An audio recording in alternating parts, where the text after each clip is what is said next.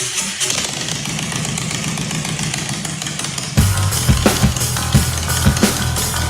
to the Big Boneyard. Enter at your own risk.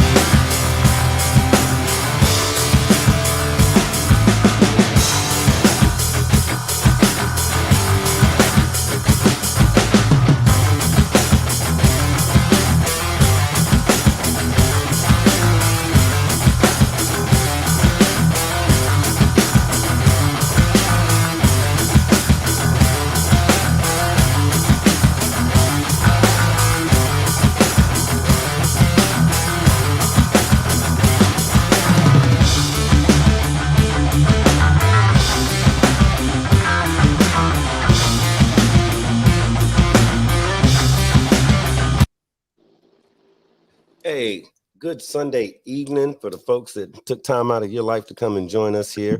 Thank you for joining us tonight on the Big Boneyard. Hey, I'm Big Bone 1%er. That's me. I'm the one that look like this. We got Archbishop 1%er in the MF house. We doing that thing. And doggone Uncle Shaggy done took time out of his life and his dinner to come and hang out with us tonight. Shaggy, how you feeling, brother? What's happening?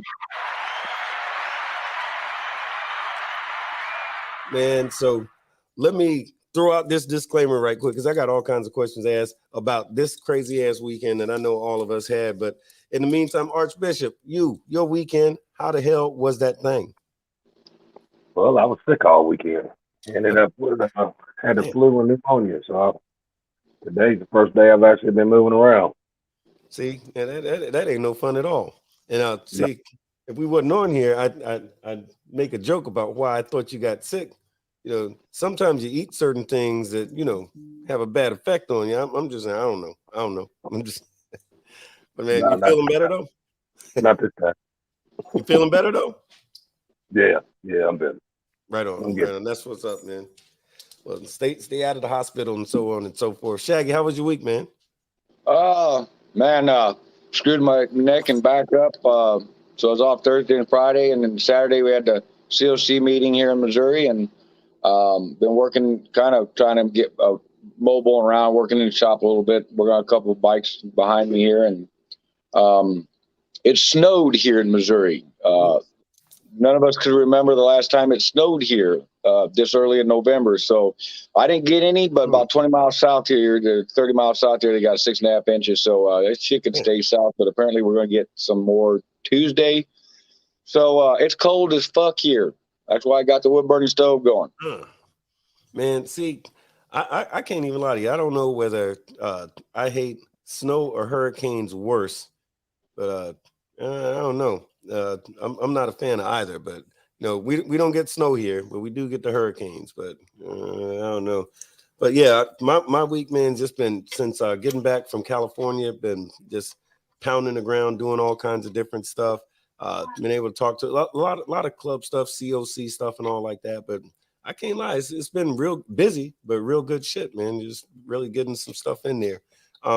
So like we always like to say, we like to take a minute to express to anybody and everybody out there that y'all know us. We're gonna talk about all kinds of stuff. We're gonna say all kinds of things, but as per always, this is our opinions. We do not we're not representing the opinions or positions of our respective motorcycle clubs or anybody in it. This is what we got to say about what we got to say. That there's our disclaimer. That's what we got to say about that. And of course, all the folks that support us, Let's Ride over there and actually new location in Wesley Chapel. They had the grand opening today. Those folks show us a lot of love. Fran Hash and those folks, they show us a lot of love and we appreciate them. But so here's what we babbling about today. Oh man, look, everybody and their mother coming in. All right, we got a lot of folks joining us right now. So hey, we see you folks. We're gonna holler at you in just a second here, man. Thanks for y'all coming in here tonight. But so the thing tonight, what we're talking about is the top 10 reasons to join an MC, a OMC, a 99 club, RC, whatever it is, right? Those are different types of clubs, and we'll probably get into that a little bit in a little bit. But basically, so let's say you like motorcycles, right? And you even learned how to ride one. This is what I wrote on the thing a little earlier. That's what we put out on the description. But so the deal is, you keep seeing these guys wearing the same looking jacket. You see them on the road, you see them at bike night. So who are these cool looking mofos, right? And if your next thought is, after seeing these guys a time or two riding around doing all this cool stuff, having fun, but if your next thought is, damn, I want to be one of those guys, I want to join that club, we think you might want to pump your brakes for a little bit, right? Pump your brakes a little bit, and you might want to figure out what the hell is really going on. Why do you want to join that club? Or what do you know anything about that club? Do you know anything about this whole MC lifestyle? But so that's what we're gonna do tonight on the Big Boneyard. We're gonna chop it up a little bit about that. We're gonna figure out some things. Who are these clubs? And biggest thing, top 10 reasons to join one, and maybe some reasons not to. But having said that, doggone Shaggy, no, we're gonna give you a minute because I saw you doing that thing, because something delicious. I'm gonna leave you alone for a minute. But hey, Archbishop, when it comes to these clubs, I guess, where do you want to start? You think we're going to start with what the different types of clubs are, or the reasons to join one? Well, you see, you got all different kinds. Let's see, you got MC, RC, MM. Hell, you got band clubs. You got You got what? Yeah. You got band clubs? Yeah. You know, heard of Van Club? Oh, a band club. Yeah, I heard of them. Band clubs. Used to be you car got club, Car too. club, not van club. Yeah, the band clubs. I mean, the thing is, though, you gotta, you gotta really do your research before you start jumping the clubs. You can't just like the colors and or you just see a bunch of them and you just decide that that's where you want to go. You need to do your research, see what the club's about, what their missions are, what the goals are, and see if that corresponds with you. I mean, because not everybody's built for particular clubs. You know what I mean? You got to find what suits you. Hey, say that again, because I don't think people understand that. I mean, one more time. Yeah, you got to find the club that suits you. No, back up a little bit more. Not everybody's built for a club. Not everybody belongs in this lifestyle. Yeah, facts. Just because they got a club don't mean you got to be in it. Yeah, that's the main stuff. So we can you just say that's number 10, and then we can work our way up. Hey, well, let me ask you this while we're at it. So as it relates to two things. One, y'all know is gun clubs, actual gun clubs that are hanging out with and riding around with, going to the clubhouse and so forth with motorcycle clubs. Now, I seen it in our area, and I thought that was anomaly, like something weird, but apparently that's a thing in different parts of the country. I'm just now learning gun this. club? Gun clubs who wear rags, patches on the back and the whole nine, and their whole setup is not about motorcycles, it's about guns. But for some strange reason, these gun people are hanging out with motorcycles. 3%ers, and who the hell is going to approach a dude with an AR-15 fully loaded rack, rock, ready to rock? You know what I'm saying? You better show up with something about the same size. I see them guys too. They even start motorcycle clubs. They call them shit like the Roughneck organization or the 3%ers or Actually, first time I ever heard the term 3%er. I actually asked one guy to explain that to me because where was that in the realm of motorcycle clubs? Like 1%er is supposed to be the top tier, so. Where do you rank in 3%er part? And he told me he was a constitutionalist. And man, that's the stupidest thing the dude could have said to me. I said, well, let me ask you some questions about your Constitution. Hey, he didn't have a clue, so I put my pocket Constitution down to my colors, and he was like, "Yep. Shouldn't you be knowledgeable of your Constitution if you're going to be a constitutionalist?" Mm-hmm. Look, for those of y'all that don't know, I know myself, Shaggy, I think Archbishop does as well. Pretty much everywhere we go, we literally have a copy of the U.S. Constitution on our person pretty much all the time. I mean, like all the time. Mine stays in my rag, so I'm not wearing them right now. But if I did, I'd reach in my pocket. I could whip them right out because we actually, we're legit. Us bikers, guess what? We're actual full-blown Americans. We believe in the country. We believe in this shit. We believe in freedom. So we get down like that. And matter of fact, Shaggy, me and you, I know we have the same exact copy because it came from the same place. But it's a thing that we do. But yeah, you're right. Those 3%ers, that's a funny thing. But not to get off the subject too much. But I think Archbishop kind of helped us out with getting started. So yeah, there's MCs, RCs, freaking band clubs, all like this. So I guess to figure it out, the difference between the different clubs. So we know that an MC means motorcycle club. Even though you're going to hear all kinds of different acronyms, it means man's club, it means moving company. Because like in my old club, it seemed like every other week somebody was moving, and the whole chapter had to show up to move somebody. So MC don't mean moving club, even though we thought it did. MC don't mean man's club, even though it kind of sort of does. So there's an MC. Then there's an OMC. That's an outlaw motorcycle club, right? A lot of folks don't differentiate the difference so much between the two. And, you know, nowadays the lines are getting blurred quite a bit, you know. So there's that 99 club. What the hell is that? Then there's a RC riding club. But we'll probably chop it up a little bit more about these different types of clubs. And as folks, if y'all, those of y'all that is watching or you want to call in, if you have questions about that stuff, feel free to call in, and you know, we'll jump in there with you and kind of answer some of those questions. But in regard to the top 10, Shaggy, what is? And we'll wait for me. Hey, Shaggy, I'm here. what's give us like one of the top 10 reasons why somebody would want to or should join a motorcycle club.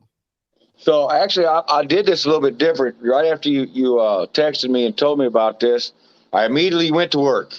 And so I got to give my top 10 all at once, because this is exactly going to fit in with today's day and age, and it's real simple and real easy. I'll start at number 10, riding motorcycles with super cool people. Number 9, riding motorcycles with super cool people. Number 8, riding motorcycles with super cool people. Number 7, ride motorcycles with super cool people. Number 8, rape, pillage, take over the countryside. And then I'm immediately disappointed because you can't do that. Because I was born to be a biker and because I was a badass on a Huffy. Right on. I embodied 1%er and was ordained by God to be super cool because my Dilligaff patch is bigger than yours. Number 2, I want to lead the gang by being the example of what a real thug gangster is. And number 1, because I bought a Harley, and you have to have a patch to be on a Harley. It's where I got my first 3-piece and 1 patch.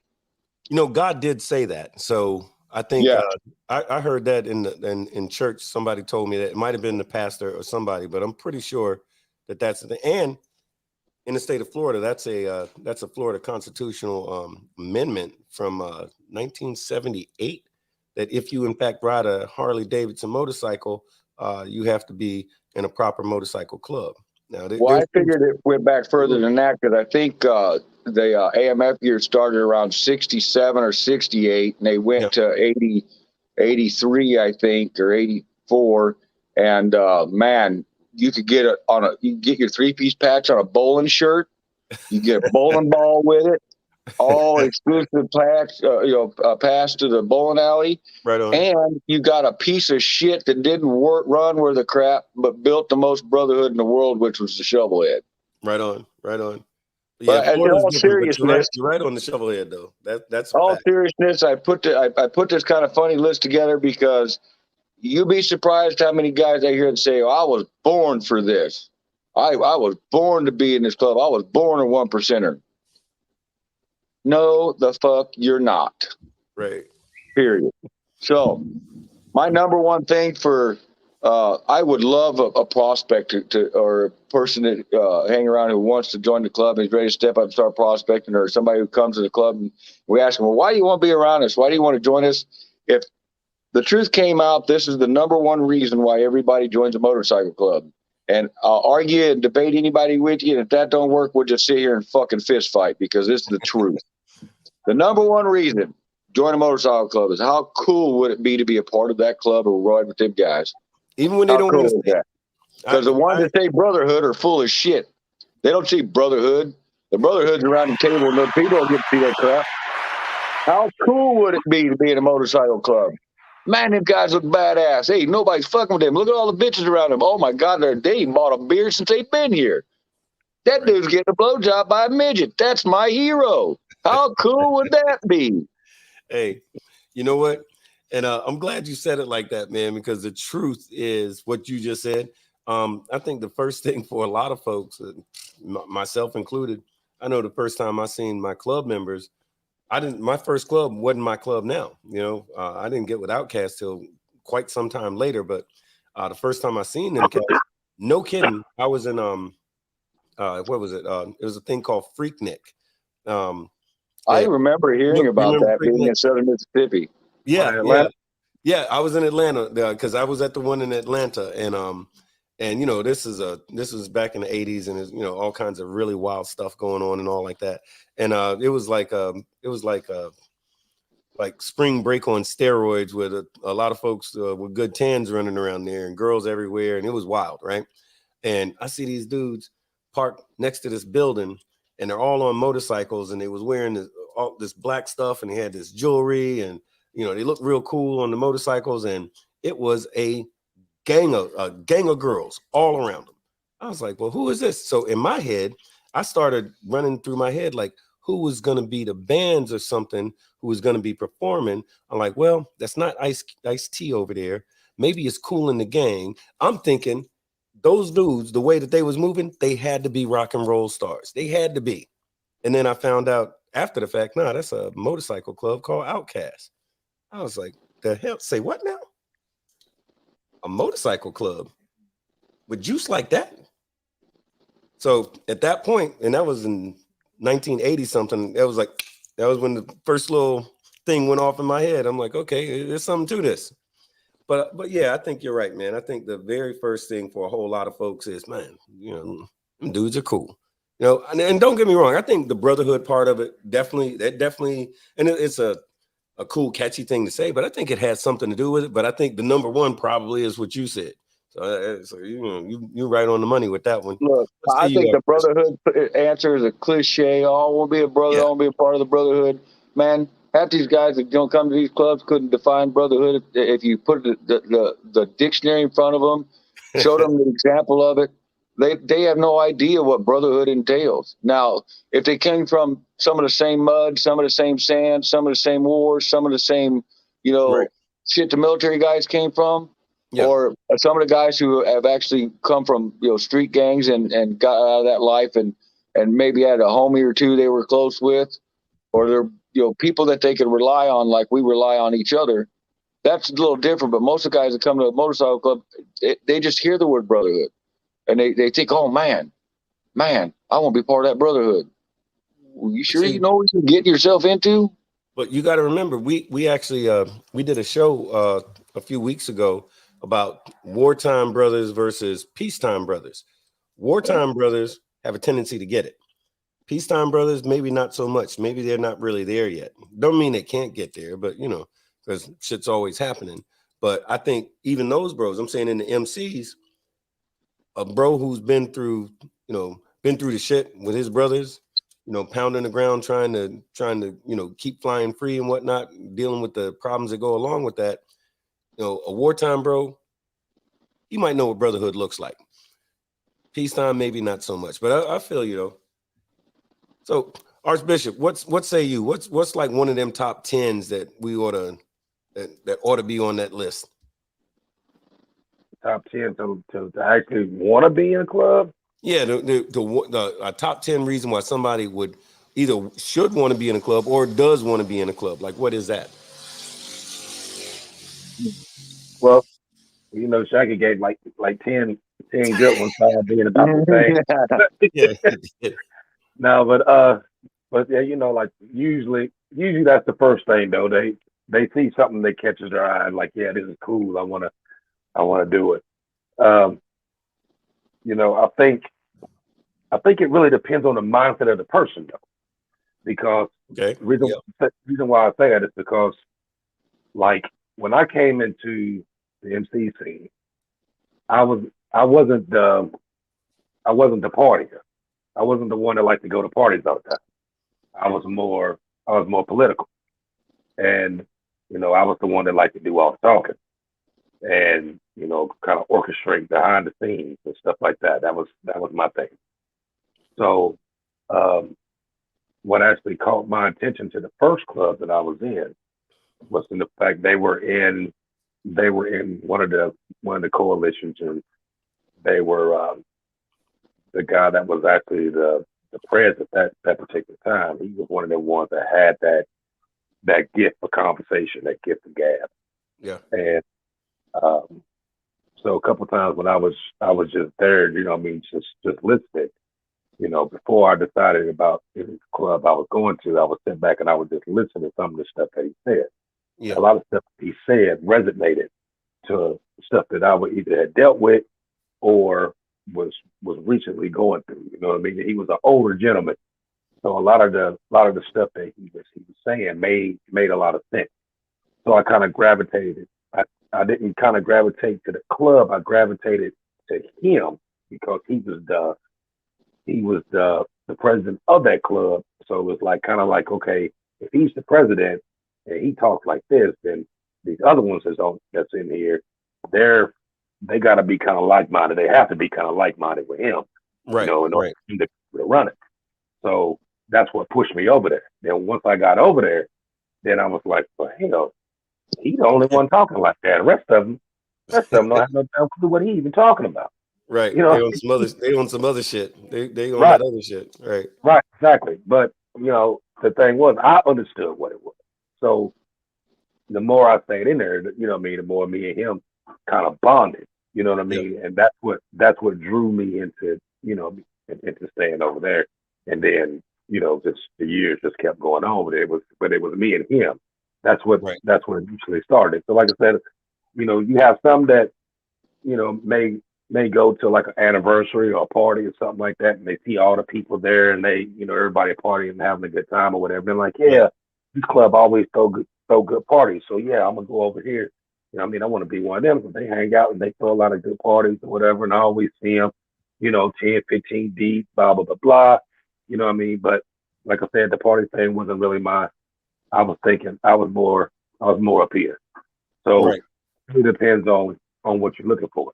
Yeah. And see, you also come from a military background, so you're kind of like a number of us, because like I mentioned a minute ago about the first time I seen Outkast, I'm like, wow, you know, look at all that. No kidding, thought there was a like a band, you know, like somebody famous.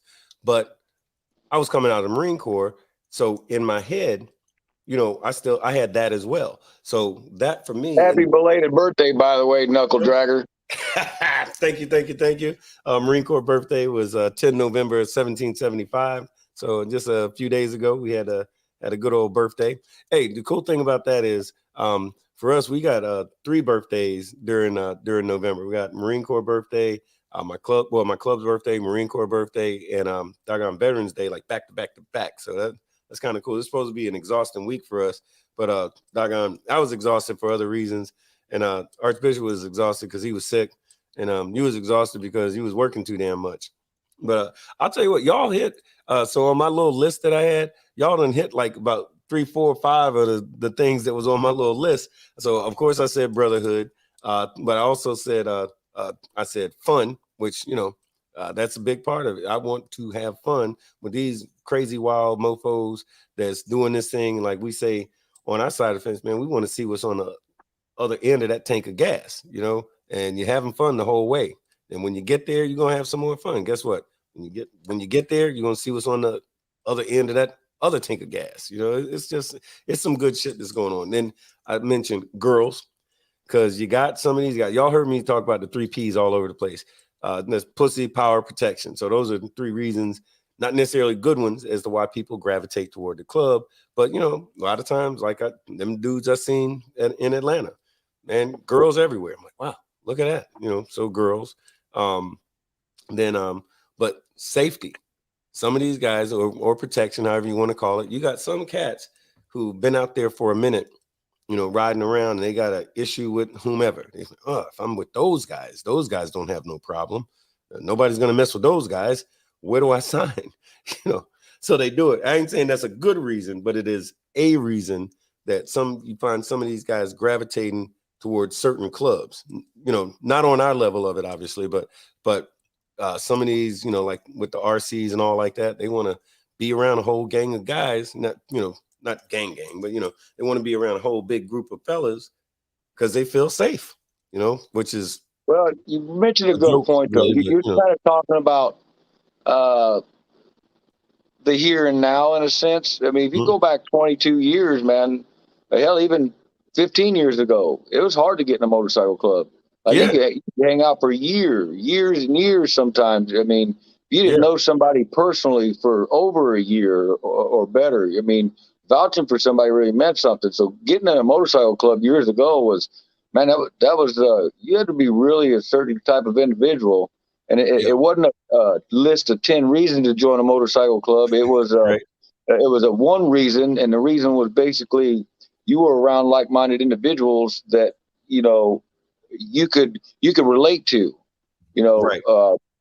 between the motorcycle clubbing and being brothers and ride or die type of shit. Where today it's like all these options are out there, man. When I come into the club community, I had 5 choices.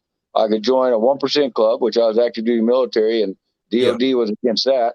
I could join the Vietnam Vets Motorcycle Club, which, well, I wasn't a Vietnam vet, so I was out there. Or there was Armed Forces, or there was this RC that was there, or there was the Asgard's MC, which is a big local club down there on the coast, down in southern Mississippi. So there's my choices. Well, I didn't know anybody in Asgard's. I knew a couple of the Banditos over there because there's only a couple at the time. Right. And I could join the V&B, and I didn't like the riding club that was there. Me and their president didn't get along then. I was a young man, but now I see the old man. He's cool, and we know each other. But so I had one choice. And when I approached them to join them, I was on a mission to die. I mean, I literally joined the club because I wanted to die. I was going through a bad divorce, and a whole bunch of depression and shit like that. I bought a motorcycle and paid way too much money for it because I didn't give a shit. I was there to die. What better way to do it? Go out in a blaze of glory. Well, those cats that I joined the club with were all instructors like I was in the Navy, and I just didn't know it because I wasn't paying attention. And these guys had 20 years on me, and they helped to mentor me over 19 years in that club to become the guy I am today. The passion about the club life, the doing stuff like this, coming on here to talk about this kind of thing, and the NCOC stuff I do, NCOM stuff, COC stuff, being a part of the community. That was a very big thing back then.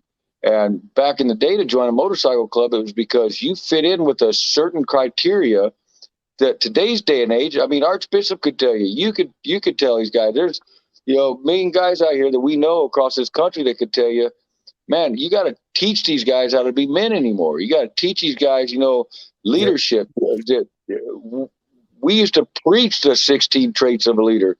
We used to preach security. We used to preach, I see clubs these days, man, their prospects unbuttoned and walking around like, it's just another day at Disneyland. Man, I don't live in Disneyland. Right.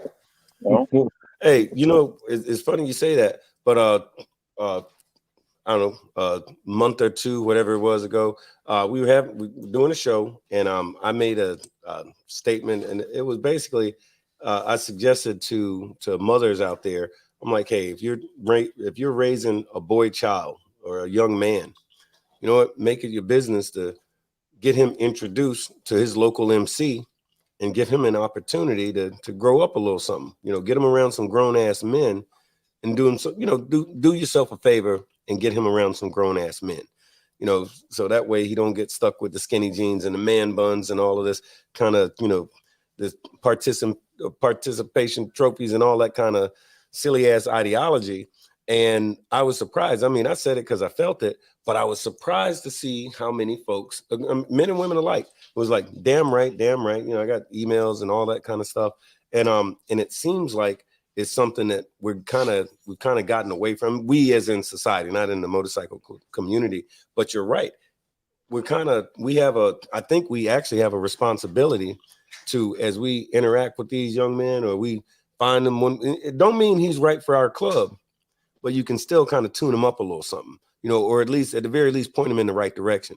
Maybe he's not right for our clubs, but there might be a 99 club or RC or something that would do him good, you know. And so we can still point him in the right direction. That comes up a lot. So you hit on a big point on that one, I think. I mean, sometimes you really don't even have to even point him in the direction of a club. Sometimes you just got to get somebody some act right and then send him on his way. Oh yeah. He don't necessarily got to be with no club, but sometimes you just got to put somebody straight the fuck up. Oh yeah. Well, that's why we're not liked by law enforcement. That's why we're not liked by, you know, the politicians and a lot of society, because we're the last men left. I mean, you know, we'll tell you just right where to go real fast, real quick in a hurry. We don't have a problem smacking the teeth out of your mouth. I mean, shit, jail time's is jail time. We're more cautious of it these days because there's more people with cameras and more people that can't mind their own business. I can remember back in the day, you said something wrong just trying to get to know the club. And you didn't know any better because you ain't been taught nothing. You just there trying to hang out, fit in, look cool. Next thing you know, you're laying flat on your back, bloody mouth, you know, bloody nose or a broken nose. Yep. What I do is wrong. Well, you figure it out. No, facts. And, you know, and it's a real thing, man, because, you know, given that act right, I'm a big fan of that. Because what happens, though, is that sometimes all the conversation in the world just don't get it, you know, because they've been getting that their whole life, you know, from their mom and their aunt and their little sister and stuff. And then you get around some grown men who give you a big dose of that act right. That gets your attention. A lot of times that'll get the attention much better than anything else. And, you know, make a cat slow his ass down for a minute and start thinking about some stuff. But, you know, that's a big part of it. What's a good reason, or what's a bad reason? And we probably touched on a couple of them, but what's a bad reason to say, hey, I want to join that club? Because you think you're a badass. Because you think you're going to come to that club and be badass like those men that are in that club. Well, I can assure you those men have big ass hearts. They care about the people around them. And the only reason they're badass is because somebody pushed them to a point where they're going to protect theirs. You walk in there thinking you're a badass, you're going to find out real quick you ain't as bad as you think you are. Back. Oh, shoot. Hey, I didn't tell you all this. So some dude, and I'm still trying to, I don't know if it was a real thing or whether somebody was, you know, pulling my leg or whatever. But it sounded legit. But I got a call from some guy named Anthony something. He's from a Fox News affiliate, and he wanted to do a news story on. He claimed that he's watched the show and got familiar with it some kind of way. He knows nothing about motorcycles, motorcycle clubs, or nothing else. Thought that what we do would be an interesting story. And long story short, he started off by saying, "So my understanding is from you 1%ers, you guys are the worst ones out." He actually said this. He goes, "Y'all are the worst ones out of the group, and if I got this right, you guys are the ones who will stab a guy in the neck if he looked at your girlfriend crossways, right?" I was like, "The hell?" I'm like, so I squared him away on a few things. Oh, and he also started with the with I want to know all about the motorcycle gangs. He started with that. So after correcting this dude on different things about 4 or 5 different times, you know, I ended the conversation. But I was shocked and amazed, man, because in 2022, it is amazing to me how people still have these whacked out ideas about what a motorcycle club is, or again, like, which is why we're talking about this tonight. Why would somebody want to join one? Which was actually one of his questions. He was like, "Well, why would I want to join your club?" I'm like, "Well, you wouldn't and you couldn't." So there's that. But yeah, man, it kind of blew me away a little bit. And like I said, I still don't know whether it was a joke or it was real. Sounded legit, but who the hell knows? But having said that, part of what the media does, they try to get you with the gotcha bullshit, and then when they can't, I mean, you know, and it sounds like what he was trying to do. Well, you know, hey, let me start with this. Let's start with the gang questions. Oh yeah. Let's go straight to the gang thing, because they automatically knows he's going to put you back on your heels. Say, "Hey, we're not gangs, we're a club." Well, but you guys do this, okay? Where's your proof? Yeah, you know. Yeah, he tried to throw out a thing about, well, you know, he actually said, he goes, "Well, it's well documented that you guys do such and such and such." So I used the example. I said, there's a lot of different organizations out there, like the Boy Scouts or the Catholic Church or even the government that are organizations that are legitimate organizations who might have a criminal or two that pops up every now and again in them. That does not make them criminal organizations. That makes them an organization that had a criminal in it. And you keep moving on. You don't shut down the Boy Scouts or the Girl Scouts or the damn Kiwanis Club or whoever the hell because somebody did a thing or because they were accused of something, you know. But that's a whole other thing. But yeah, man, it's still a head scratcher to me in 2022 that we're still getting that level of fucked upness. Is that a word? That's a word, right? Fucked upness. Well, we get it because we shoot our own selves in the foot, man. When you're making front page news all the time, doing shootouts, you know, down the interstate, or when the constant killing and openness of the drug dealing that they're, I mean, it's watch Hollywood show, watch Big Black Dragon show. I mean, Jesus Christ, they're just reading shit from UPN or, you know, LA Times or New York Times, you know, these big clubs, and it's actually big clubs. It's like 3 of them that make the goddamn news at least once a week, and it's a big bust or it's a big shootout or it's a gangland style type thing. But the media paints every club like that. The media paints every member like that. The media loves to do that. If it bleeds, it leads bullshit. And, you know, the fact of the matter is, until we quit making front page news, until we all come together on a unified purpose to fight our government, these stupid laws and the way this media conducts itself, you know, we will continue to be the big bad wolf, the gang member, the thug, the gangster, whatever else they want to label us as. But, you know, I wish they'd label us as this. We don't tolerate chomos or child molesters. We don't fuck with the elderly or the women. And by God, we'll protect those that can't protect themselves. They don't print those stories. They print, oh, that big old biker over there beat the hell out of that guy, but they didn't say the reason why he got the hell beat out of him. He's pushing around a little old lady. Right. Now, I do have to do a disclaimer. The little old ladies in Florida are usually the ones doing the pushing. They're very violent. They practice a lot, you know, left jab. Because most of them come from up north. Right. No. You're gonna blow the horn from Ohio, that's the worst. Them old ladies from Ohio are just straight violent. No, it's them ones from up in New York. Them the ones. Yeah, the New York ones. Yep, I've met some of them old bags. They're mean as fuck. Them old blue haired ladies from New York. Them the ones you got to worry about. Right. Yo, but I tell you what. So, what's the difference between, as it relates to these clubs? So we're talking about, really, when we talk about 1% clubs, there's 1% clubs, you know, diamonds, and then everybody else. What would y'all say is the biggest distinction between those clubs? Because folks think they want to, on day one, I want to go over there and get that jewelry on my chest, versus I want to join, you know, the Rough Riders because they just had a hell of a good party, right? So what's the distinct difference, would you say, Archbishop, between our side of the fence and everybody else? You said, what's the difference between our side of the fence and everywhere else? Yeah, like the difference, because guys have an idea. Some of these cats got an idea that, man, that's where I want to be, without really knowing what the situation is. And they think, they look at us and think that's the same as those cats over there. Like, what's the kind of thing that these guys should know about our side of the fence that's different than everywhere else? Well, when you come over here, you know, I mean, it's kind of like going from AAA ball to the pros. Yeah, good analogy. This side of the fence is only for a select few. Not everybody's meant to be over here on this side. This is over here. This ain't a joyous occasion. You know what I mean? You cannot go home at any given time. You know what I mean? This over here ain't nothing to play with.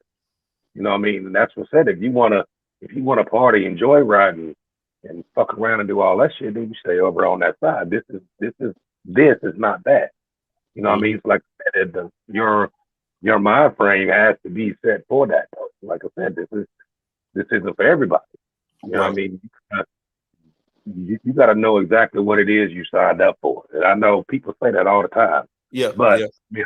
but I'm staying dead serious. You have to know what it is that you signing up for.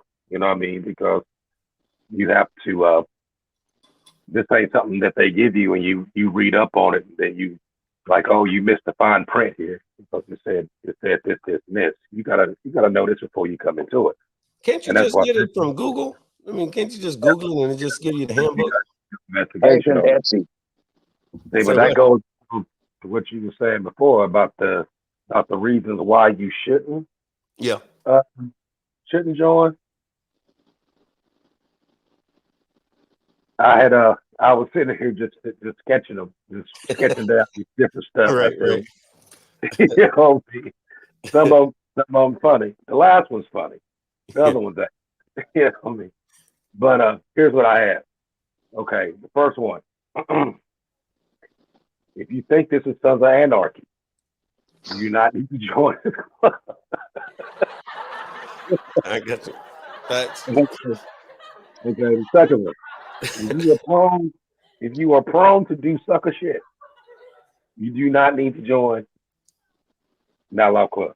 facts. Third thing, if you think your bro's PO is open game, you do not need to come over here on this side. Fourth one, if you cannot fight, you have never won a fight in your life, Facts. do not come over here. Number Yeah, 5. That's it. I Look, can't tell you how many guys I have probably- asked, have you ever been hit in the face? And they've said no. I said, get the fuck out of here and go get punched in the face and tell me how I feel. I swear, Right. that's like the biggest one. That's the biggest one right there. Okay. Look, you ain't got to know how to fight, but goddamn, you better stand your ground and give it your all. That part. That's what I'm saying. Pick up a rock or something. I Look, mean, it somebody, ain't it is some of not them a want if. to take a blackout. Look, it ain't a if. It's a win because Yeah. that shit will happen. Right. That's it. Please Hey, here's continue. my next one. If you gossip more than a typical woman, do not come over here. Mm-hmm. And Yep. this is my last. If you still have to sit out on the toilet to pee, do not come over here. Yeah. Okay. All right. Somebody just said, Heather said, Archbishop, I'm dead over here. Hey, but look, that's about the gospel. It's funny, but it's true. I swear to you, it's very true, man, because I said it one of these times here I go re-quoting shit, but no, that thing about the MC in particular, for those of us that wear that jewelry, this is where men are men and women are glad about it. We get down the way we get down, and it's not always, we're sitting around holding flowers and doing poetry and shit. It's some other shit. And yeah, sometimes, yeah, you better know how to fight. I think that's great.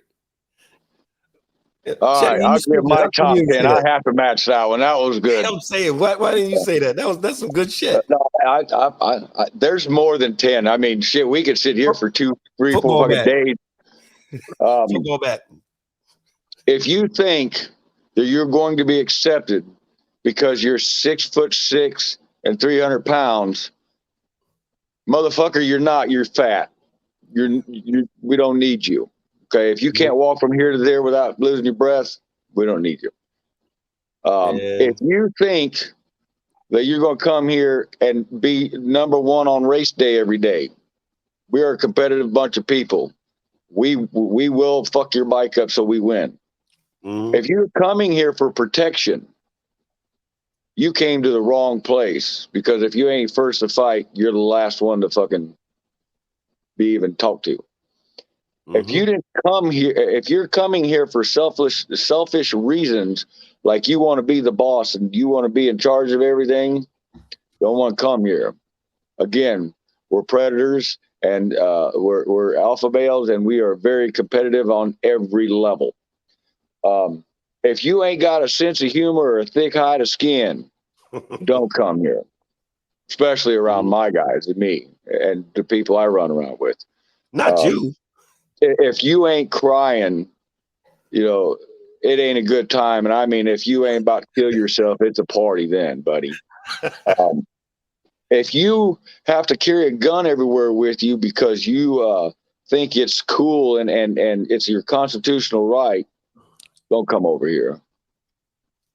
And my last one would be, if you think that you are going to be given something above and beyond everybody else because you become a part of our organization or any organization out there and think that you're going to be above the fray, don't come here. Stuck up, arrogant shit, don't fucking buy it here. You will get knocked the fuck out and sent on your way. You know? And if you ain't afraid, if you don't ride your motorcycle or don't own a motorcycle or don't even know what a motorcycle looks like, the final tally of, I couldn't help it, I had to throw it in here. If you don't own a motorcycle and know how to ride it, at least change your oil, and have at least had one broad on the back of it, and I mean broad, not some boyfriend that's got his penis tucked, don't come over here. Right. I couldn't help that one. Hey, look, I'll tell you, it's crazy you say that. I have seen just over the years, you see some big jacked up, 6'4", 350 pounds, so and so and so and so, right? Who's like, that's the reason I'm supposed to be in this club. And 20 minutes later, he's running out the back of the clubhouse crying like a bitch, wondering where his mom is. Mask. Hell happened to him. With the snot running down the nose, right? I'm like, yeah, don't work out the way that some of these cats think. That's pretty good though, man. I tell you, but the thing is though, and I guess what happens is like this, is that a lot of what we're talking about is because of misconceptions, folks gravitate in the wrong direction sometimes.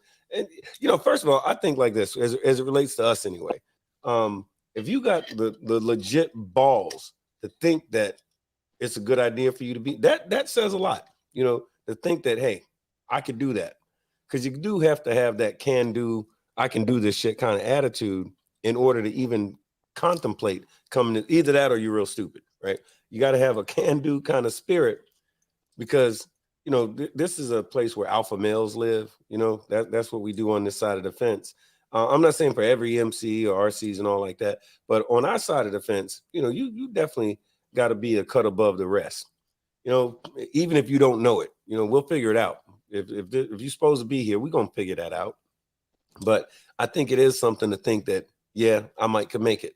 This is just shit. It's just like when we went to damn boot camp. I went in Marine Corps. People think you're nuts just for thinking that, and shit. CBs, you two Archbishop.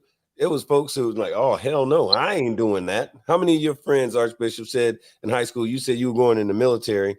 You said, I'm doing it. And they looked at you like you crazy. Like, you might get killed, right? Quite a few. Yeah, that's how they do, So just stand by. Let's see who it is. There's somebody giving us a call. Let's see who that is. Hey, hello, and thank you for calling the Big Boneyard. We're kind of chopping it up tonight. You got myself, Big Bone 1%er, Archbishop 1%er, and Uncle Shaggy 1%er on the phone. Who this is? Bad English.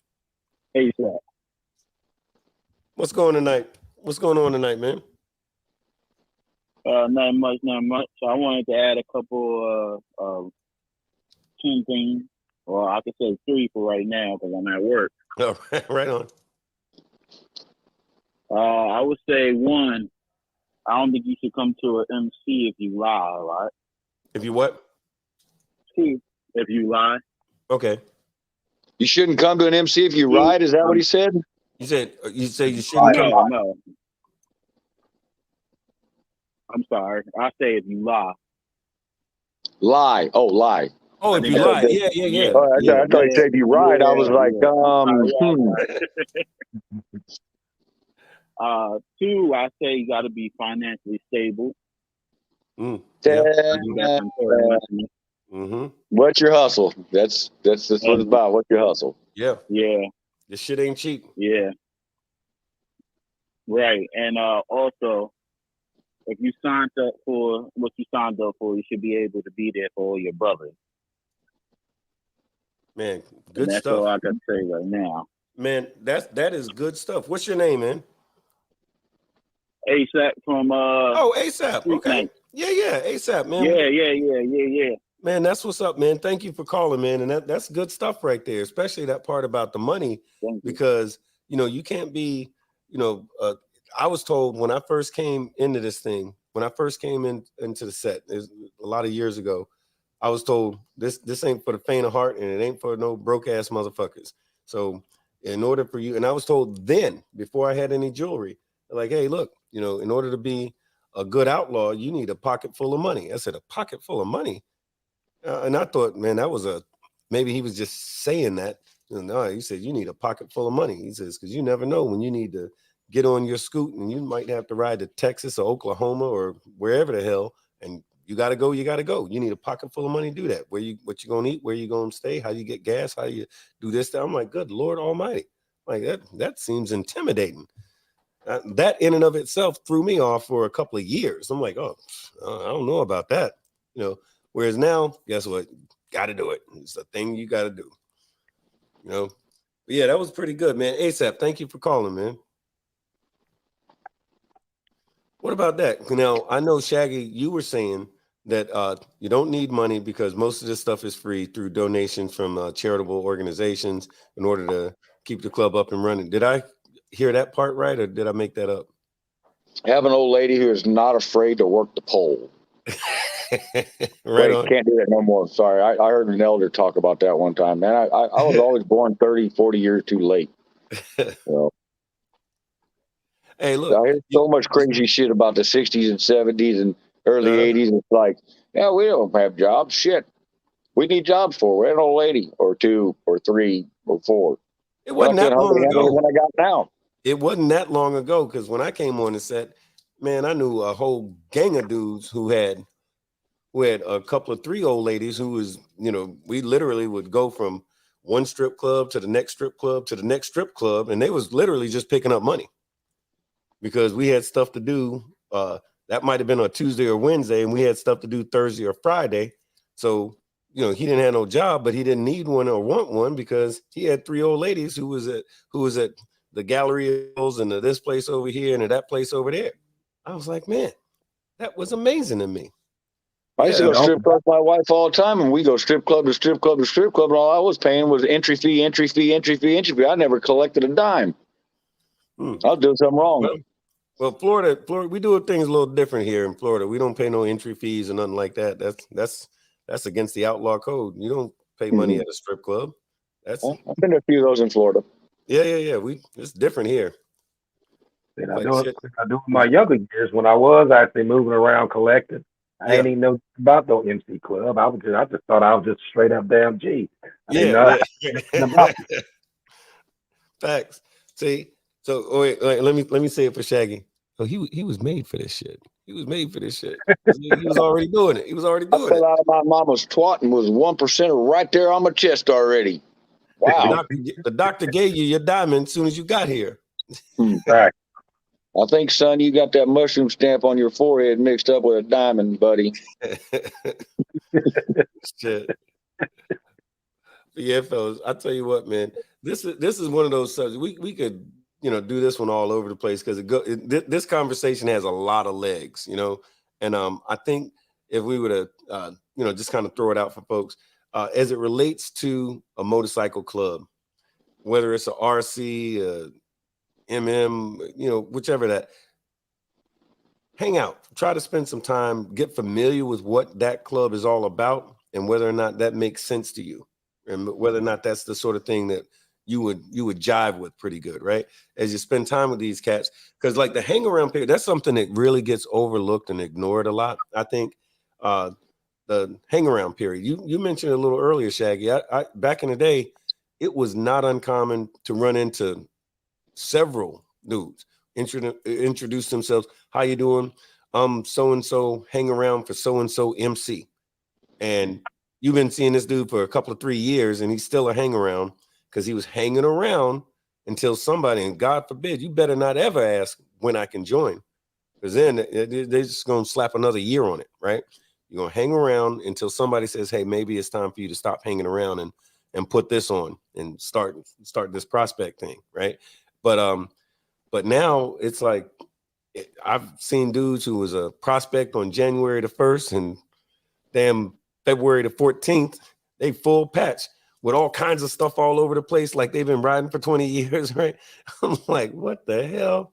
But right, yeah, I know y'all done seen that, but That happens way too often, and it's usually guys that leave out bad, and usually guys that couldn't hack it, and they go to these other clubs and make it so easy, and they slap diamonds on them, and you know, 1 minute they're a pile of dung, and the next minute they're wearing a diamond, and they're officer, and boy, they're somebody. Yeah. No, they're still the same piece of shit they were.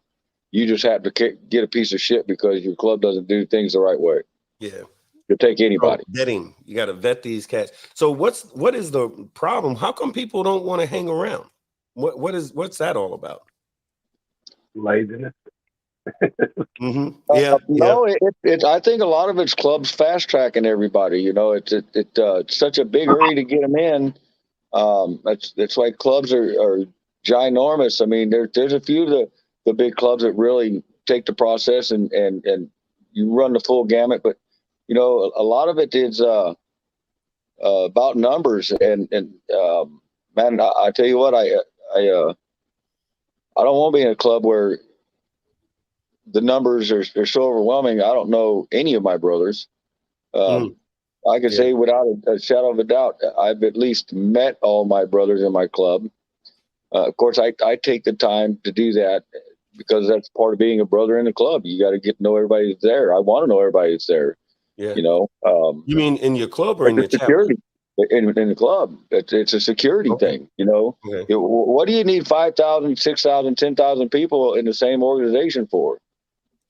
You know, I mean, we prejudice on that subject. So you know, our situation's a little different. I explain it like this to people. I looked at motorcycle clubs a long time ago, like I looked at society, and as I looked at our special forces.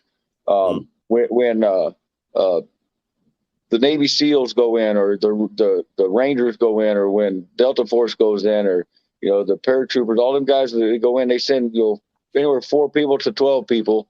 They go in and they fuck up 1,200 to 1,000 to 2,000, 3,000, 4,000, the whole goddamn country if need be. Walk out with a fingernail not even broken, not a scratch on them. Well, a tip of the spear type of mentality. I look at being in a motorcycle club being the tip of the spear. We're the best of society sometimes, and sometimes we're the worst of society. But the fact of the matter is we hold ourselves to a code and we hold ourselves to a standard that most of society don't. And that's why I don't care that people don't like me because of that. I don't care that people, if you care what people think about you, don't come to this lifestyle, because I'm here to tell you right now, I don't give a damn if people don't like the way I look, don't like the way I talk, don't like the way I ride my motorcycle, don't like that I have a beautiful wife and a great kid, that I love my brothers unconditionally. I love my club. The brothers I have from other clubs and the relationships I made across this country and the respect I've earned and work very hard every day to maintain. The organizations I'm a part of because I care about my organization. I don't care if people like that. I don't care what their opinions are. What makes me who I am and what makes me great at doing what I do is if I spent my time worrying about what everybody thought about me, I wouldn't have time to ride my motorcycle. I'd be in a corner crying all the time. But I don't have the feelings for that neither. I'm here because I have one life to live, and this is the way I want to live my life. The people I'm around are good people. They're people with morals. Morals maybe the public don't like, but you know what? They're morals nonetheless. I don't have to tell my brothers you can't bang my old lady or steal my money or steal from my property or do all these nefarious things that happens every single day in gangs, happens every single day in your neighbor's area, your neighborhood, say like that. There ain't no neighborhood watch in a motorcycle club. I can park my tent anywhere I want to. Ain't nobody going in the goddamn thing. Yep. No, facts. That's it. And, that's funny because I remember this is many years ago. I was at my first COC meeting, and I was there. There was a certain diamond that was there who pulled up after we did, and he went in his saddlebag, and he put something in there and took a book out, I guess something to scribble, to write down message, notes on or whatever like that. And we were walking away from the bikes. I said, "Hey, don't you want to go and lock that?" He goes, "Nah, ain't nobody gonna touch that here." And he was very confident about it. So we kept going, and sure enough, I was curious, like, this is a little sketchy neighborhood and the whole thing. No, nothing ever happened. But over the years, I learned, hey, if you amongst your brothers, chances are, guess what? Your shit is safe. You don't got. Matter of fact, hey, fun fact, it's actually considered bad manners if you park at somebody's clubhouse, in your designated parking area. It's actually considered bad manners to lock the forks on your bike, for security. That's why people do that. But it's considered bad manners to lock up that bike at the clubhouse because if they need to move it, and your forks are locked, they can't do it. But the other thing is, that's like saying to those guys, we don't trust you to keep our stuff safe while we're here. It's like considered. I've never heard that. Oh yeah. It's bad manners. I'll tell you what, I don't give a damn what club it is. They're not moving my motorcycle without talking to me first. Oh yeah. Well, I mean, I hear you. I mean, amongst us, that's the case. But I'm saying, typically, if you're a 99 and you're visiting the Diamond's house and you park somewhere and they need to move that bike, let's say they're having an annual or something, they might need to move your bike. So it's considered bad manners, or at least I know in the Southeast that's a thing. You're not supposed to lock the forks on your bike at somebody's clubhouse. I'm in the Midwest, man. Your shit will get stole right off in front of the clubhouse. Say what now? Oh man, in the Midwest, shit, I've heard so many bikes get stolen out from right out in front of the clubhouse. From the clubhouse. Yeah. Ooh. Now that's something. Right? Now that look. Well, the funny part is they got the guy in the camera, and he was just some punk kid. He didn't even realize he stole a 1%er's bike. But the bad part is when you watch the camera footage, and his bike is literally being drugged down the road by a chain. It was put out that an hour later that bike had better be back, and there better be a sum of money on there to fix it. And that bike was back, and that sum of money was there. But that's just street shit there. Yeah, see that's new for me because that's why I love this show, man. Because I swear there's rarely a week goes by that I don't learn something, or somebody says that they don't learn something. But I've never heard that before because I know, like where we are, it's easier to put a camel through the eye of the needle than it is to even think about stealing a motorcycle from our place. Like that ain't a thing that that just don't happen. Well, it's rare, but in theory it could, but like I tell everybody, man, there's a will, there's a way. You know what I'm saying? If you want it bad enough, how far are you willing to go to get it? Mm-hmm. Some people are just that stupid or crazy or whatever the case may be, but that's one thing too, man. I never understand stealing motorcycles because if somebody stole my motorcycle, I ain't gonna lie, I'd cry like a baby. I wouldn't know what to do if somebody stole my goddamn motorcycle. Shit.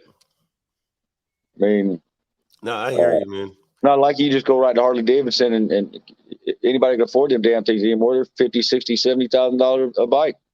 Yeah, it's getting up there. See, that's the thing. I call myself with a couple of backup bikes. Don't make a difference. You take one of them, and my feelings are gonna be hurt. I'm gonna be in bad shape. But by the same token, though, a lot of times, and I get around a little something, but and this might be me, and I might be wrong about this, but I feel like the places that I go and the folks that I'm dealing with, I'm gonna be all right. But then again, that's probably who they're waiting for. They might be waiting for a guy like me who's all comfortable and all that kind of stuff, so they can come and take my shit. But I got a different answer for that, though, man. Don't touch my shit, because then we're gonna have an issue. Yeah. I'm not even set up that way, because my problem is I'm not too scared of jail and whatnot, so I don't know how to act right in those situations. Mm-hmm. Well, that's the other thing too, man. Our lifestyle back in the day, had some pretty sketchy shit that's going on. But as we've evolved and come into I guess the mature part of things and being taught by the elders, of when they all learned what not to do, and they're teaching us to be better, be better club, be better men, be better representatives of the club. I think the thieving, the stealing of shit had to drop drastically. I mean, because back in them days, they were doing what they could do, to get by, because club life was club life. Club came first, and these guys coming in these days, man, you can give them a list of 100 reasons of the pros and 100 reasons of the cons, and they're only going to listen to the ones that they think are cool, and they're not going to listen to any of the ones that are cons that they're really wanting to be here, and the other thing too, man, you got to be willing to be selfless, because as a prospect, man, you better be down, or you better make the decision when you put that prospect rocker on, or you put that prospect Lee on, or you put that prospect patch, or some of the black gloves do the taped on P and stuff like that. You had better have made your decision to be all in, because if you ain't, better just go on down the road, because this ain't a half-ass fucking commitment. It's a 100% commitment to a group of men that you've told them that you're committed to them. Well, you better your word's your bond. Right. When I've heard this a lot. I heard it when I came into the club, and it was like, don't say that you's a kung fu fighter if you can't fight. Don't say that you's a Mr. Loverman if you're not. Don't say that you can ride better than Evil Knievel if you can't, because if you say that you are whoever the hell you say you are, that club, one of these days, they're going to call on you to do that shit that you said you can do, and you better be able to do it, because if not, now you're a liar. And what you don't want to be over here is a liar. So that's the thing. Archbishop, I was wanting to ask you, so, and you've been doing this a long time.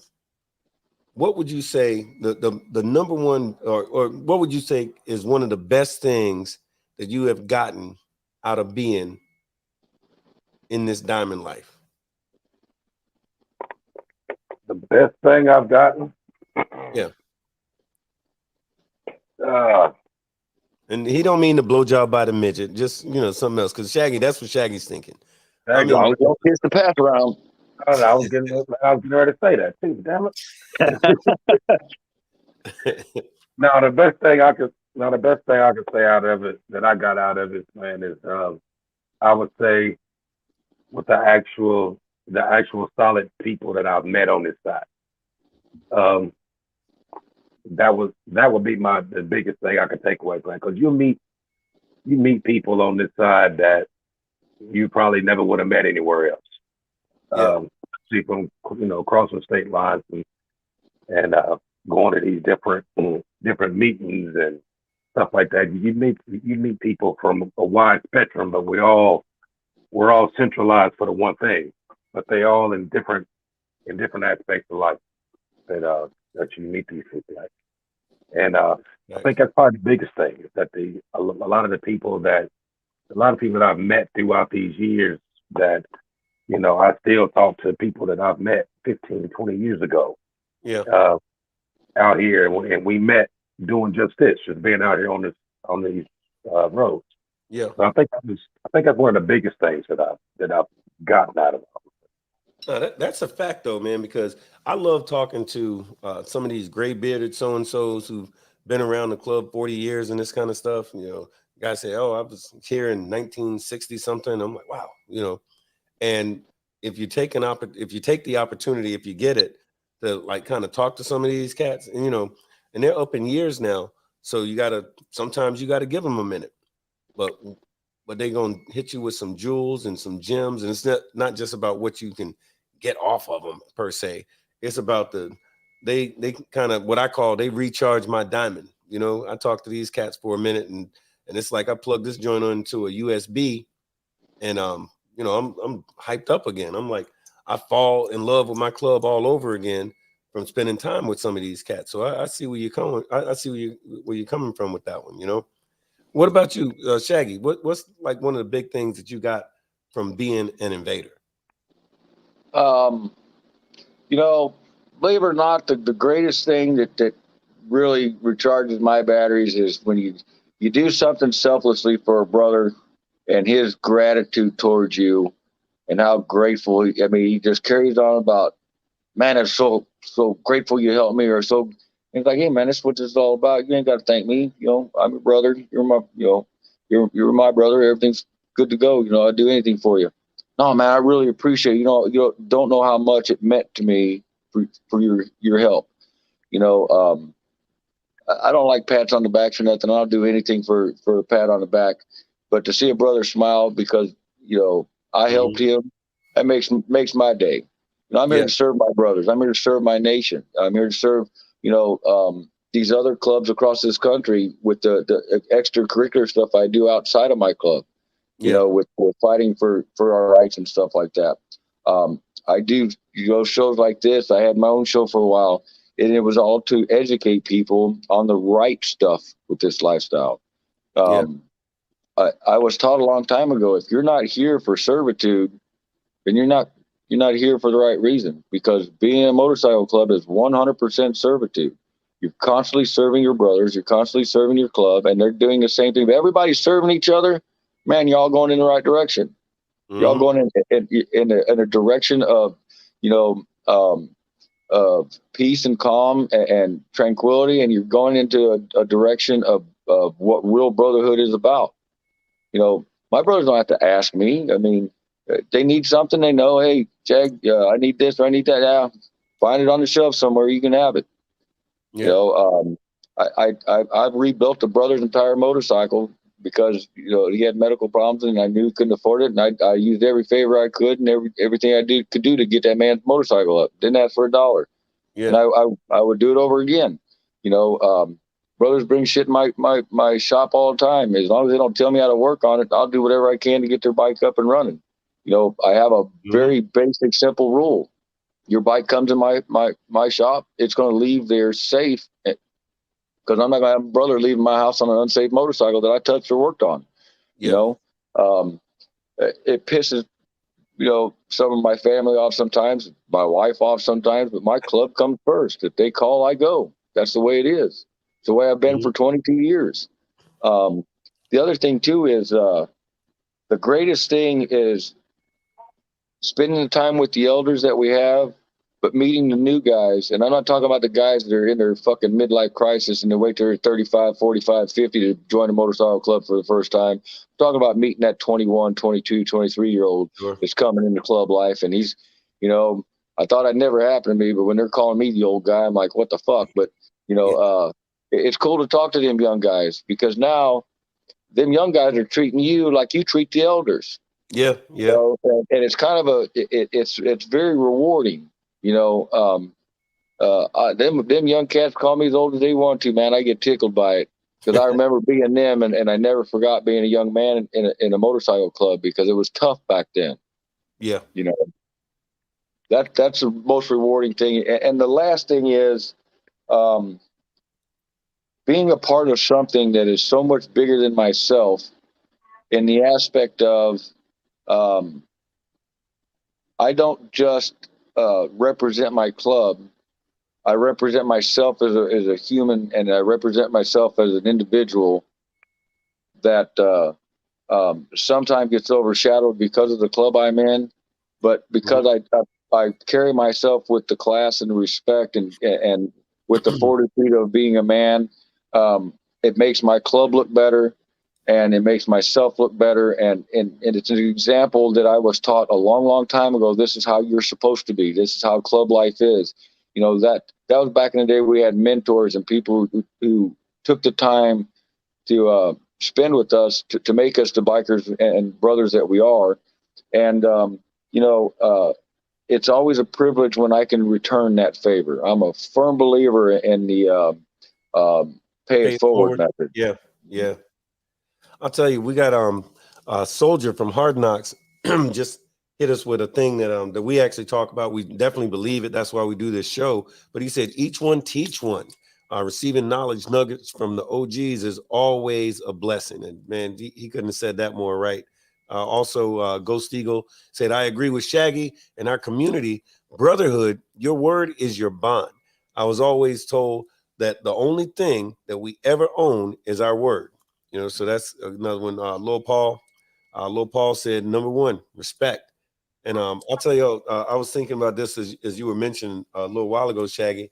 And there's a lot of things that I got out of being in this lifestyle and being in this club. And I remember there was a when I was a probie. That's a prospect for those of y'all that don't know what I'm talking about. But no, when I was a prospect, there was this one this one bro, full patch, who was loved and respected, and he's still in the area. But he hated me. I mean, he hated me because I came into the club with some accolades from the '99 world and all this kind of stuff. And so I guess he thought that I was, going to come in all full of myself and I knew it all. I wasn't, but he thought that I might have been that type of dude. So he hated me from Jump Street. Anyway, we was traveling across the country, and we found ourselves in Kentucky, and some shit kicked off. And I did like I do. I had some Marine Corps flashbacks and got it in. And he was taken aback, surprised, and everything. Long story short, one of my best friends today. He went from hating the sound of my name to being, if I need it, he got it. Nobody bet not say nothing about me.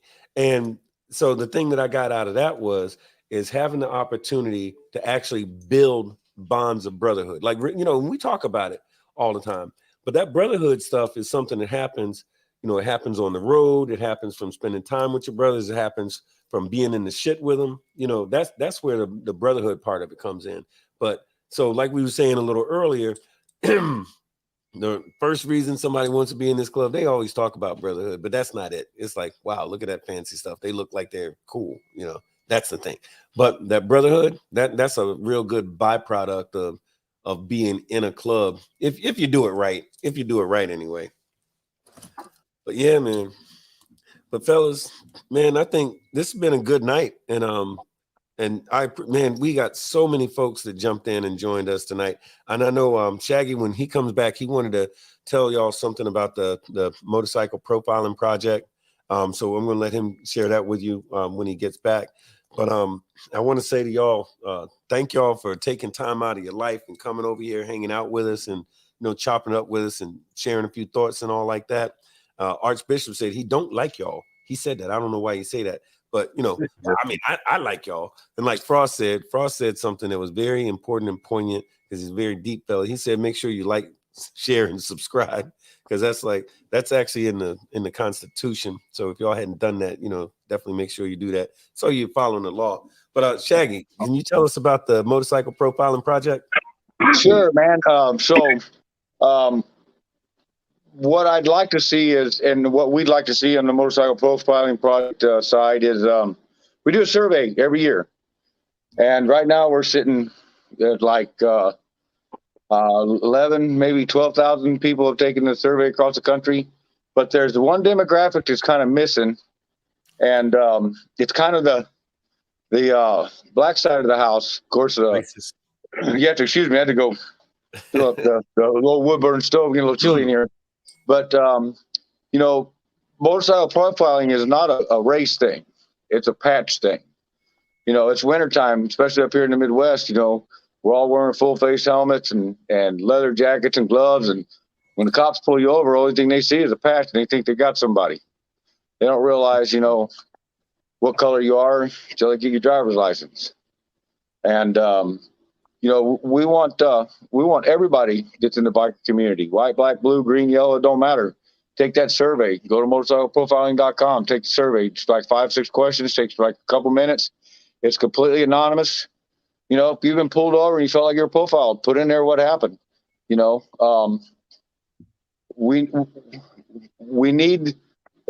all demographics. We need all races. Right now, this year, we're kind of surprised to see how much of a change from past surveys, where a lot of 1%ers are actually going on there and filling it out, and 1%er and the civilians are kind of neck and neck, because when we first started the profiling project years ago, it was showing that mainly civilians were getting screwed with more than the clubs were. And the shift is finally coming out where they're seeing that the motorcycle profiling project is a legit thing, that, your IP address and all that shit's not going to be followed or none of that crap like that. It's pretty good stuff, you know, and it helps guys like me who go up to the Capitol and testify on the Hill with these senators and shit like that when we're trying to go for profiling bills and get profiling legislature passed. I think we got five or six states that have a non-profiling or profiling bills in that are law where the cops can't screw with you no more. So the other thing too is get involved with the NCOC, get involved with NCOM, get involved with your COCs.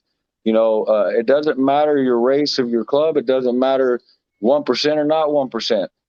It takes all the club community to come together for us to have one solid voice. The louder we are, the more we're heard, right?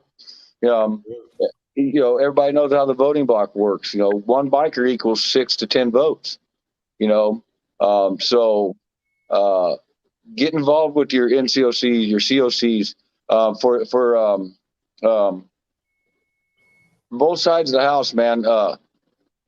I've said it for years. Breaking that fence down, it's time for it to come down. Our community's been segregated for so long that I ain't saying, you know, integrate the clubs or anything like that. That's the club's decision. But we've had a fence between our two areas for so long that it's cool when they, you know, like up here in St. Louis, it started up here. Matter of fact, with an Outcast member, myself, and a guy from another club that I won't mention.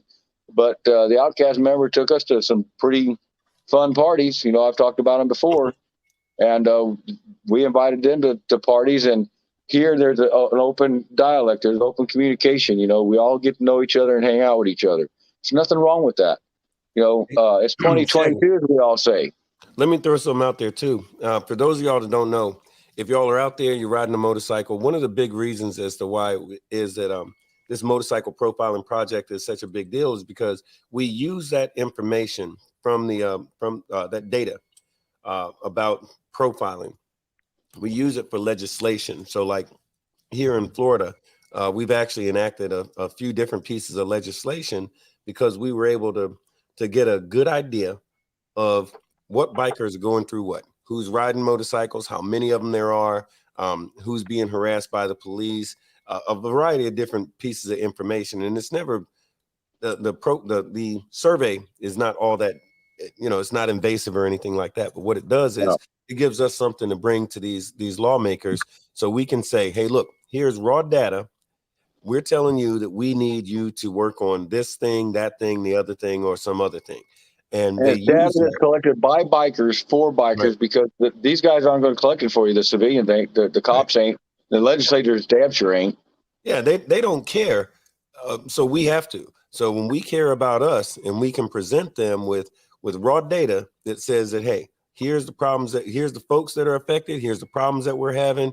Now we, as a voting block, that's what they call it, as a voting block, we intend for you to use this information to push our agenda or our concerns or to create some protections for us. And guess what? There's a lot of states that are getting a lot of stuff done. And most folks don't even know about it. I'll tell you one real quick, like here in Florida, for those of us in Florida, we can ride on our motorcycle and don't wear a helmet if we don't want to. We can argue about helmet or no helmet another time. But in Florida, the bikers didn't want to wear it because it's 12 months of summer here. Some folks don't want to wear a helmet all the time. So we decided that's what we wanted, and we used that information to argue our position as far as giving us so the way we say it in Florida, you ride, you decide. You know, you want to wear a helmet? Great, do it. If not, don't. Now, if you're younger than 21, that's different. You don't got no say so or nothing. You gotta wear a helmet. 26 in Missouri.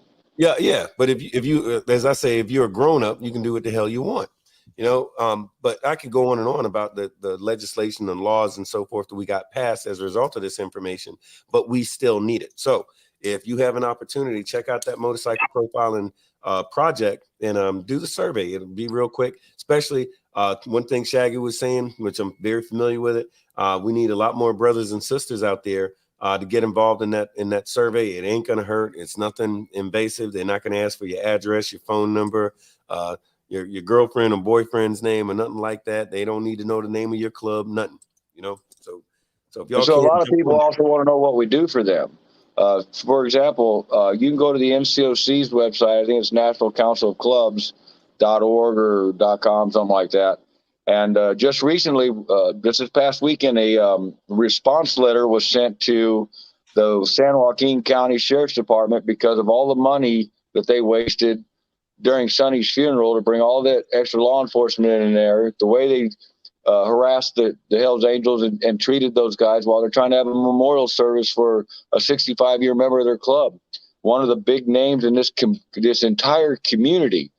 And the way they were treated and the way they carried on and the shitty things they had to say, the way, you know, the media's out there interviewing everybody and they're like, man, they were the sweetest people. Everybody was cleaned up after themselves. Things were good to go. You know, the money that was spent, just the overall way the community was sent. Well, the sheriff's out there telling everybody to lock their doors, hide under their house. You know, if you don't have to be in town, get out of town. They're looking for, rival clubs to come in, man. Funerals are very important and very, very sentimental to bikers, especially to our elders, and shit hardly ever pops off. I'm sure it has in the past, but, you can go in there and see the responses of what the NCOC does for clubs.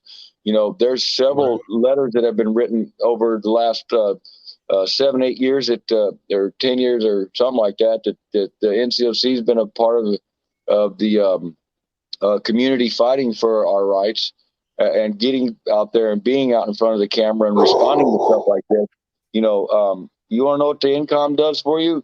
Go to that site, check out the INCOM site. You want to know what your local COCs do for you? Check out their sites, talk to their members, go to their meetings.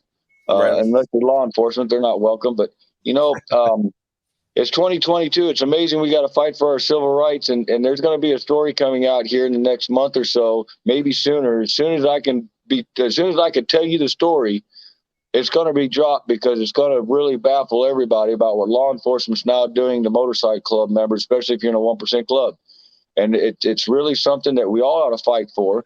The one thing that everybody should learn from history, especially from the 1960s, the only way the minorities were being heard is they had to get loud. They had to be out there for everybody to hear. And until you have your voice heard, you're just silent. Nobody cares what you got to say.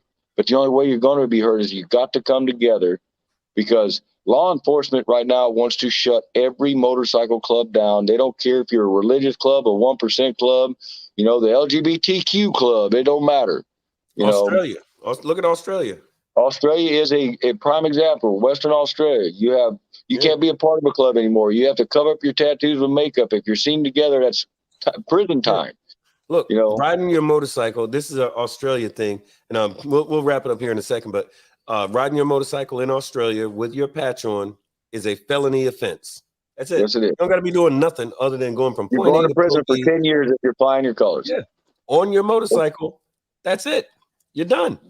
And they're trying to get the same thing on the eastern part of the country, but if you think it can't happen here, it can, because they've got some folks out there that's living testament and proof. We talk to them. They watch us on this show every week. We hear from them all the time. They're halfway afraid to even make a comment here. They hit us on the sidebar, if you will, but they got to watch it. It's like Nazi Germany for them cats over here, and all they're doing is being in a motorcycle club.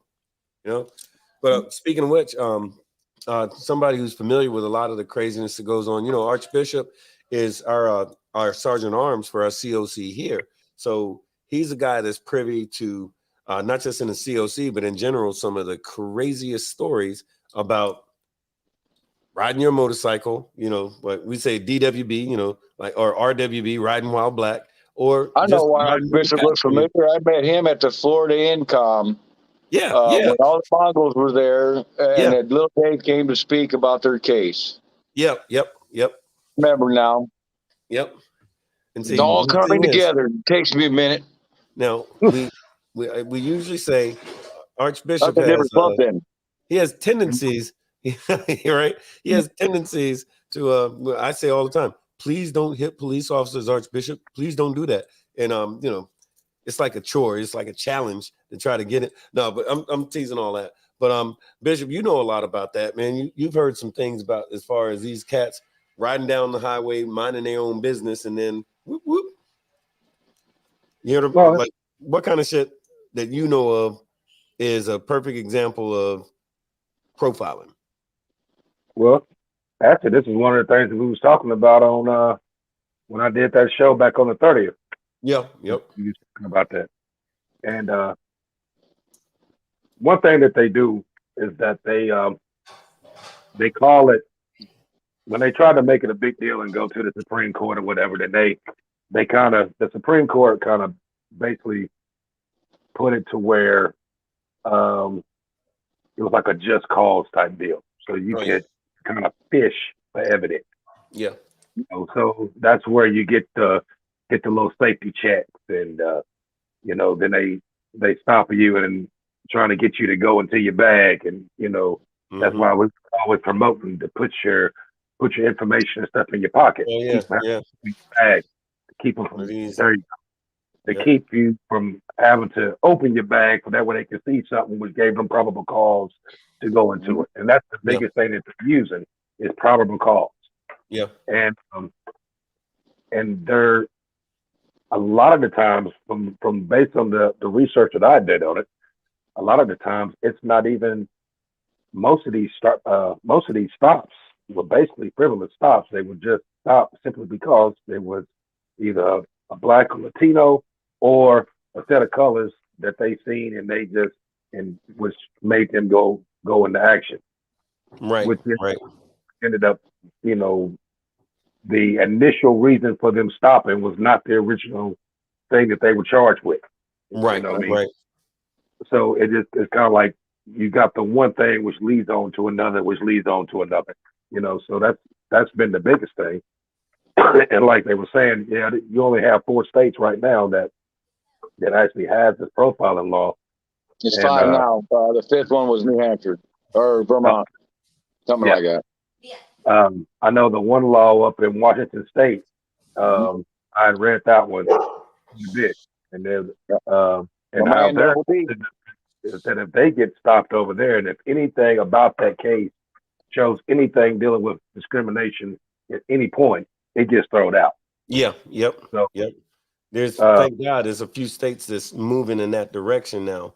Right. But for the rest of us, you know, we gotta get on board, circle up, do these surveys, you know, and it's a survey. It's not like a pint of blood or nothing, you know, it's a survey. It takes you 4 minutes, if that. So, you know? I think one of the biggest things is though that with the riders, and like I was saying on that when I was on this thing, I'm like, this isn't a black or Latino thing. This is an everybody thing. You know what I mean? And it's gonna take all of us together to stop this cycle, because that's exactly what it is. It's just a recurrent cycle, and it's gonna take us not as different ethnicity groups, but as a people, to be able to put an end to all this. Yeah. So the survey and all that stuff, it's a great idea, because they're getting that raw data over to the ACLU and all them that they can be able to use to get legislation put into place to get this stuff to stop. And we have used the ACLU and some of them organizations like that before. Yeah. Yeah. And then I think also one of the biggest things also is for the individual people is to know your rights.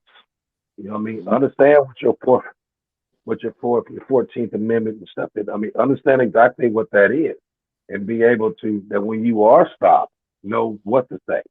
You know what I mean? And like we were saying on there, it's not about how boisterous you say it. You just got to be correct about what you're saying. You know, so well, first and foremost, if you get pulled over by the cops, shut your goddamn mouth. You ain't got to talk to them. Don't talk to them. They are trained to make you screw up and admit to something you didn't do. Most people that get convicted, they're just getting convicted because they said something stupid. They didn't do what they got accused of.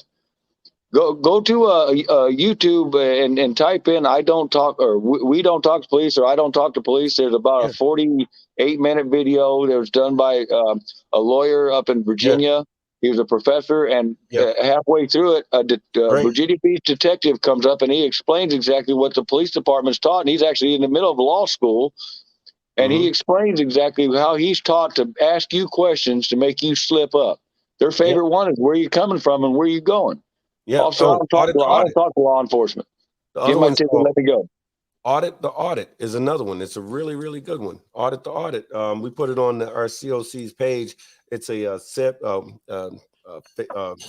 or Facebook series or some kind of web series with these attorneys. It shows several different examples of what happens and how things can go left real quick when dealing with these cops. But fellas, I tell you what, I'm going to shut the hell up for a little bit, but because we've been going at it for what, hour and 35 minutes, and it's been a good hour and 35 minutes. And I just appreciate so much all the people that took time out of their life to come and join us.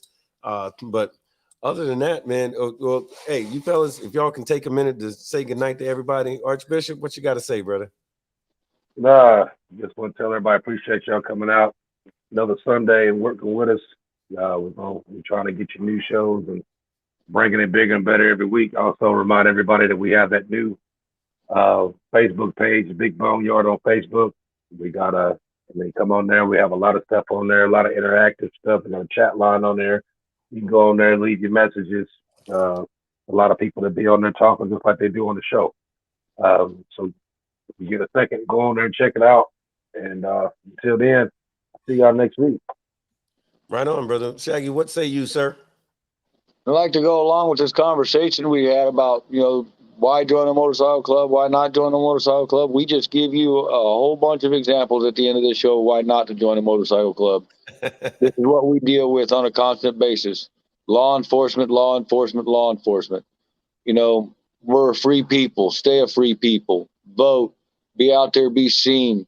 Do the right thing. Civil rights ain't just about one color or one race or one creed or one religion. It's about everybody's rights. It doesn't matter. We are a free people in America. We are a society that is so fragile it won't take but a second to fall apart. Ride free, ride hard, ride your motorcycle, respect, communication, participation. That makes every organization great. Stay true, stay 100% America. Oh, freaking Rob, man. I dig that, man. I'm just so glad that y'all are here.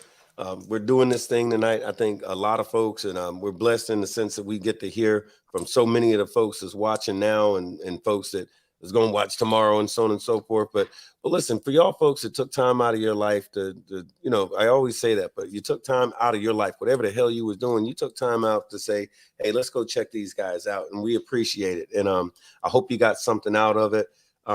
So as it comes to wanting to join a motorcycle club, make good decisions, and be a decent person. Treat your folks right, like love your folks that you need to love and protect them from the folks that don't love you back, And hey, and if you got a motorcycle, shut the fuck up. While you watching us, go ride it. No, I'm just playing. Watch us, then go ride it. But look, in the meantime, man, we want to tell y'all thank you very much for joining us tonight on the Big Boneyard. We're going to see y'all again in exactly 7 days, or what is that, 6 days, 7 days? Anyway, we'll see y'all on Sunday. So y'all get back and, check us out then, man. We appreciate y'all being here with us. In the meantime, this has been the Big Boneyard. Big Bone 1%er, Archbishop and Shaggy. Yep.